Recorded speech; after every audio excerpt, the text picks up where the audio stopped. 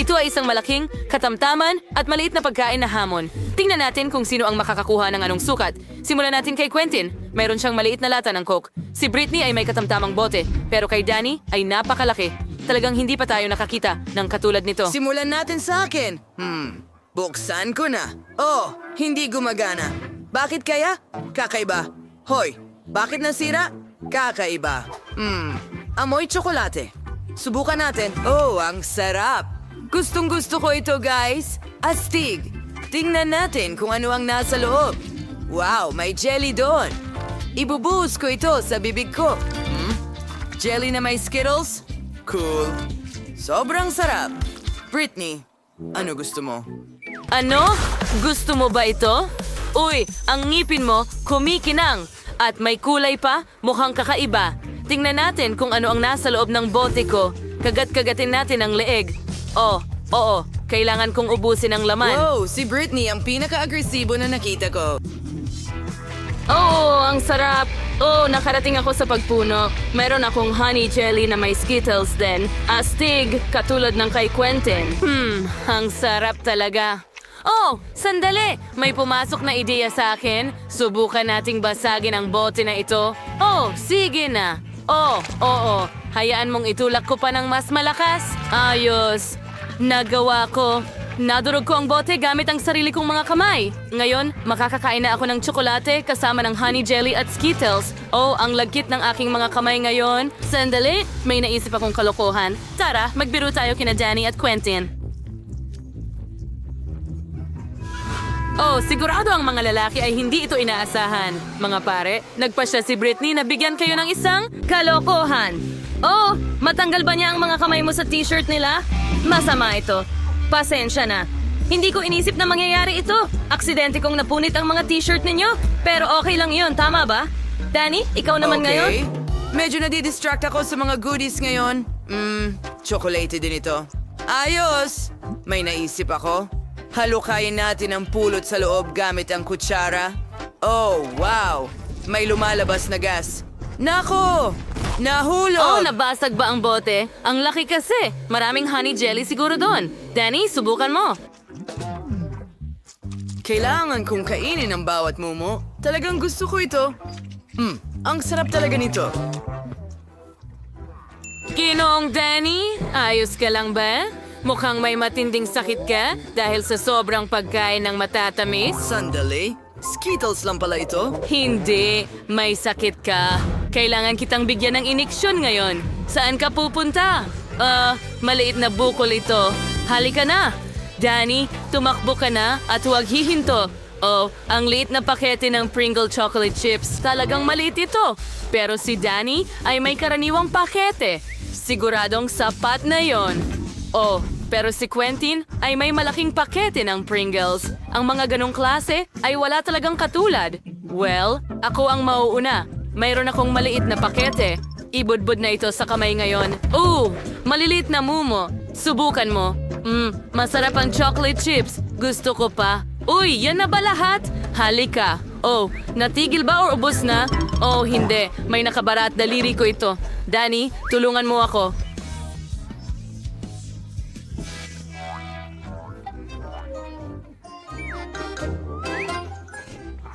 Sige, tutulungan kita. Patuloy kong huilahin. Wow! Kung wala si Danny, akin na ang mga chips na ito. Britney, huwag mo nang isipin. Akin lang ito. Subukan natin. Wow! Chocolate chips! Sino ang mag-aakalang napakasarap pala nito? Mas gusto ko pa ito kaysa sa potato chips. Pero gusto ko rin ng chips. Nanakawin ko ang chips niya.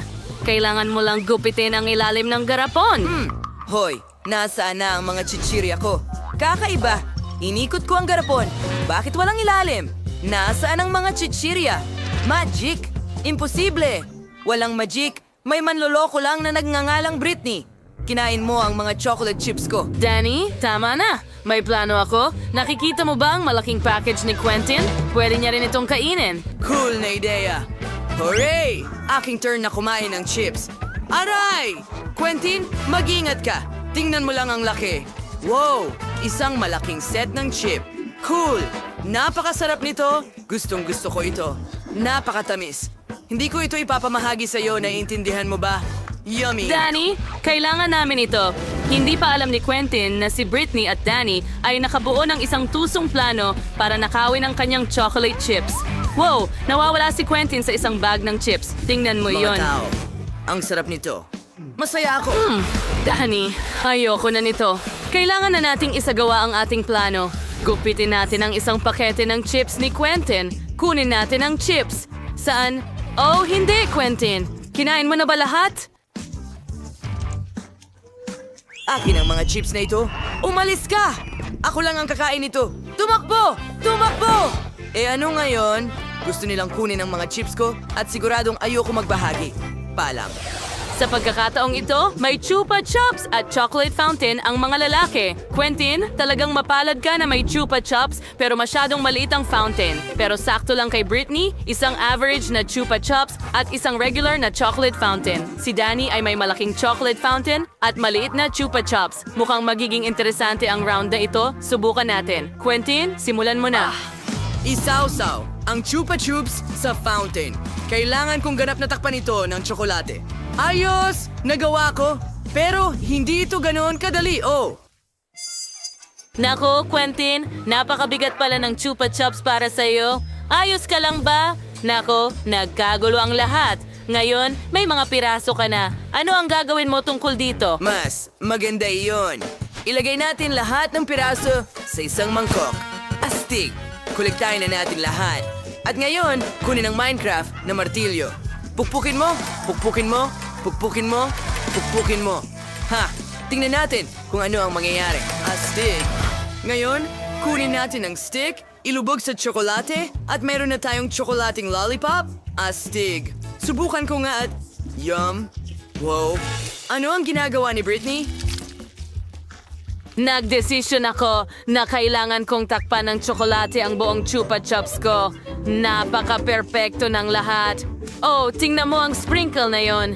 Yay! Ilagay ko ito sa itaas. Ngayon, mas maganda na itong tignan. At ngayon, handa na akong subukan. Okay. Ang sarap. Gusto ko ito. Danny, ikaw naman ngayon?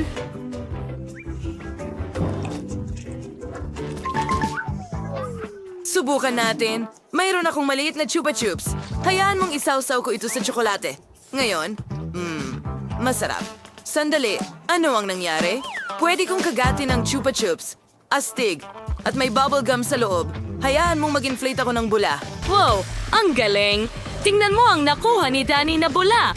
Ano ang gagawin mo dito? Bueno, isawsaw natin ito sa tsokolate na fountain. Takpan ng buong buo ang bubble ng tsokolate. Oo, nagawa ko. Ngayon, dapat ay matibay na ito. May naisip ako. Gusto mo bang basagin ko ito? Siyempre! Gawin mo! Gawin mo! Wow! Nabasag ito sa maliliit na piraso. Kamangha-mangha, kailangan ko na itong tikman. Lasang tsokolate. Pwede mo ba kaming subukan? Narito na, mga kaibigan. Wala akong alintana para sa inyo. Marami akong tsokolate. Salamat, Dan. Well, may malaki akong makina na may M&M's at si Nathan ay may pinakamababa. Siya ang mauunang magsimula. Okay, sumasang-ayon ako. Ibuhos ang lahat ng candy sa mesa. Mukhang masarap. Ipakita natin ang isang trick. Ihagis mong lahat at saluhin gamit ang iyong bibig. Voila! Kamusta naman yon? Ang galing nun. Masarap! Pero alam ko ang mas magaling na trick. Kailangan ko ng tirador para dito. Maglagay tayo ng isang piraso ng candy dito, hilahin ito, at pakawalan. Diretso sa bibig ko ang candy. Nasalo ko. Ang sarap. Wow. Melissa, nakita mo ba yon? Ang galing. Hayaan mong ulitin ko. Ihagis pataas. Oh, oops. Pasensya na, Ibon. Hindi ko sinasadya na tamaan ka. Oh, itatabi ko na lang ang tirador. Well, naubos ko na. Ngayon, Melissa. Well, Nathan, ikaw lang ang makakagawa niyan. Mayroon akong katamtamang serving ng M&M's at susubukan ko ito gamit ang kutsara. Ang sarap. Gusto ko pa. Ang dami-daming candy dito. Pwede ko itong kainin palagi at pagod na ang kamay ko sa paghawak ng kutsara. Nathan, ano ang gusto mo? Melissa, kung pagod ka na, maaari kong kunin ng isang kutsara at subuan ka. Sang-ayon ako. Halika na. Hoy, nasaan ang mga candy ko? Oh, anong nangyayari? Nathan, hindi mo ako pinapakain? Kinakain mo ang candy ko? Hindi ko yon pinayagan. Gaano pa karami ang natira sa akin? Oh, hindi. Napakakaunti. Nathan, kasalanan mo ito. Teka, natatakot ako sa dilim. Alisin mo ito. Bakit hindi natatanggal? Kailangan ko ng tulong. Oh, nakatagpo ako ng candy. Ang sarap. Sa ganito, hindi nakakatakot ang dilim. Oo, Nathan. Tulad ng dati, may sarili siyang estilo at sariling mundo. Ngayon, ako naman. Mayroon akong malaking bahagi ng matatamis at gusto kong ilagay lahat sa baso ko pero hindi ito gumagana. Bakit? Sige na, hindi ba ito panglamig? Lumabas ka? Oh, sige. Kailangan kong pag-isipan ito. Oh, at may naisip ako. Tingnan ko nga ang plano. Kaya ito ang mga candy at nandito sila sa plano. Diretso sila sa baso mula sa tubong ito. Sige, subukan ko ulit ito. Hayaan mong ilagay ko itong baso at hindi ito lumalabas. Oh, gusto kong kainin ang mga candy ko. Tara na. Huwag kang malungkot, Julie. Nathan, tulungan mo siya. Okay, tingnan ko kung ano ang nangyayari dito. Julie, na-realize ko na kailangan mo ng candy. At ngayon, ako na ang magdedesisyon sa lahat. Tinatanggal natin ang bote ng mga candy at iangat ang baso mo. Ganyan lang, ibigay mo sa akin. Wow! Nathan, salamat. Ang daming candy dito. Hurrah! Yay! Nagawa mo, Nathan. Maliban sa baso ko ay walang laman. Pero alam mo, hindi naman kinakailangan. Pwede kong kainin ang mga candy mula sa mesa. Mas masarap pa nga. Gawin natin ito ng magkasama. Ayos, cool, di ba? Oh, Isang simpleng hita ng manok lamang. nakuha ni Melissa. At talagang masarap ito. Pero si Julie ay may karaniwang bahagi ng KFC na mga hita ng manok. Tiyak na masarap din ito. Pero si Nathan ang pinakamaswerte sa lahat. Siya ay may pinakamalaking bahagi ng mga hita ng manok. Oh. Simulan natin kay Melissa. Subukan mo na agad. Sige, sumasang-ayon ako. Subukan natin. Ang bango sarap. At mas masarap pa ang lasa. Sarap? Kailangan kong ubusin ang mga mumo mula sa timba? Oh, ang lutong. Ano ito?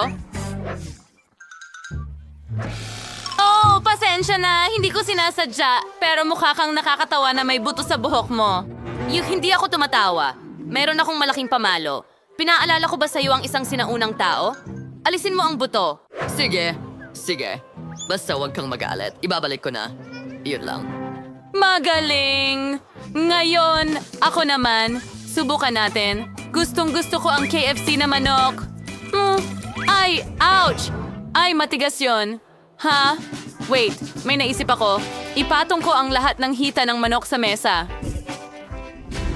Ngayon, gawin natin ang butas ang balde. At alam ko kung paano aalisin ang lahat ng buto ng mabilis. Ipasok natin ang isang hita ng manok sa butas at ang karne ay mananatili sa balde.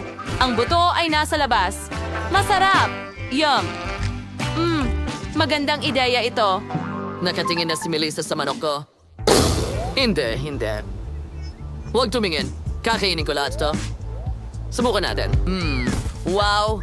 Tingnan mo yon. Gutom na ako. Handa na akong kainin lahat ito. Isulat sa mga komento kung mahal nyo rin ang KFC. Hindi ko mapigilan kumain. Ang galing talaga. Pupulutin mo lang ang mga daliri mo. Ang manok na ito ang pinakamasarap sa mundo. Gustong-gusto ko ito. Nathan, may mga tagahanga na ang manok mo. Siguradong gusto nilang subukan ito. At nakain mo na ang lahat. Wow! Ang bilis mo. At hindi ka pa busog? Well, hindi. Pero may naisip ako. Sandali lang. Mga babae, kumusta ang suot ko? Mukha ba akong may-ari ng KFC? Okay, hindi bagay sa mukha ko. Pero naayos ito. Kung puputulin mo lang ang ilang bahagi ng balot. Haha, papunta kami sa KFC. Hey guys, nandito ako kasama ang may-ari. Bigyan mo ako ng isang bucket ng signature chicken ko para matikman. Ibalik mo. Paalam. Yun ba si Colonel Sanders? Well, wala nang maniniwala na pwede mong magpanggap na si Colonel Sanders at makakakuha ka ng libreng manok. Astig yan. Dapat mo talagang ibahagi ito sa mga babae. Astig. Ang galing. Sige, tuloy na tayo. Wow! Si Nathan ay may maliit na cone ng ice cream. Si Melissa ay may katamtamang bahagi.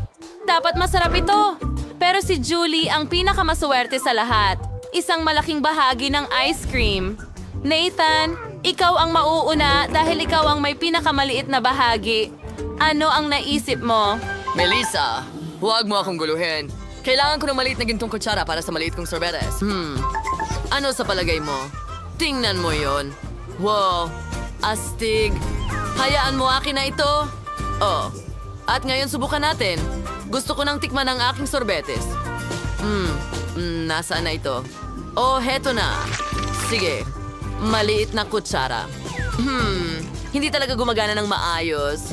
Hayaan mong kainin ko na lang ito ng sabay-sabay. Nanigas ang mga ngipin ko. Oh, hindi. Wow!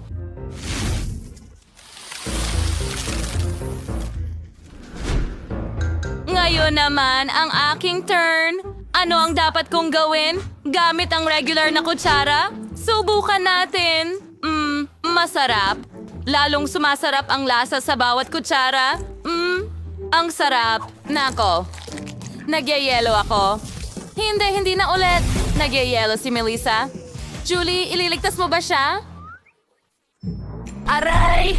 Ayos lang ako. Salamat. Pero ikaw na ngayon, Julie. Talaga? Oh, ano ang gagawin ko? Nakakatakot iyan. Kukuha ako ng kutsara, subukan natin. Napakasarap. Subukan natin ang dilaw na bola ng sorbetes. Ang sarap. Nakalahati ko na ito. Ang lamig. Oh, Julie, sigurado ka bang kaya mo ito? Oo, mga kaibigan. Sigurado akong kaya ko ito. Wala na natitira. Oh, walang paraan! Nag-freeze si Julie sa harap ng mga mata namin. Nag-freeze din si Melissa at pati na rin si Nathan. Lahat sila ay nag-freeze.